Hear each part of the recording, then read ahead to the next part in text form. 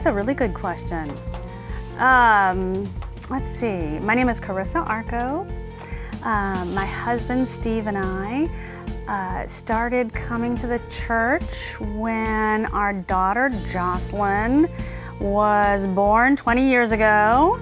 And our son Zachary, who's now 17, we brought them up in this wonderful church. I think it all started with being invited to Sunday school. And you know, in a lot of ways, maybe the bigger message is to members. If you see someone new, invite them to coffee or to Sunday school. It can make all the difference in the world. During the time that I was in the church, I realized that I needed to develop friendships and relationships with people. So I joined a disciple class on Wednesdays, and there I met some people who invited me to become part of their Lift group. And that Lift group became very much a part of the church life, volunteering for a number of activities. Night in Bethlehem is an example. Anytime there was a kitchen activity, we were in the kitchen, arm deep in dirty dishes and food that needed to be prepared. That's how my life went in this church. I even talked my husband into it.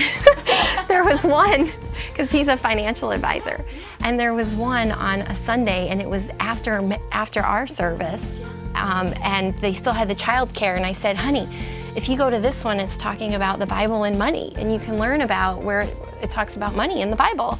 He's like, okay, I'm on board. You never know who you're going to meet in these groups and what you might have in common with them. And I'll use myself as an example.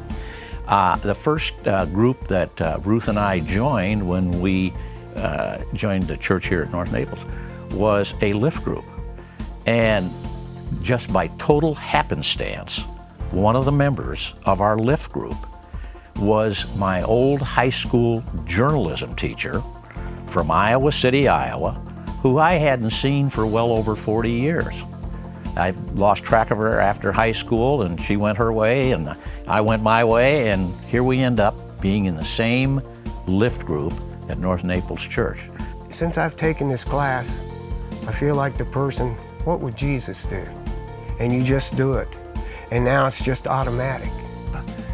Yeah, I think Christians in general are unassuming, and they love to see new people. And you know, it's great to look up in the class and there's a person you've never seen before, and the first thing we're going to do is just make them feel comfortable. You want me to tell you about how proud I am of my humility? Yes. I'm glad I asked you. Tell me what.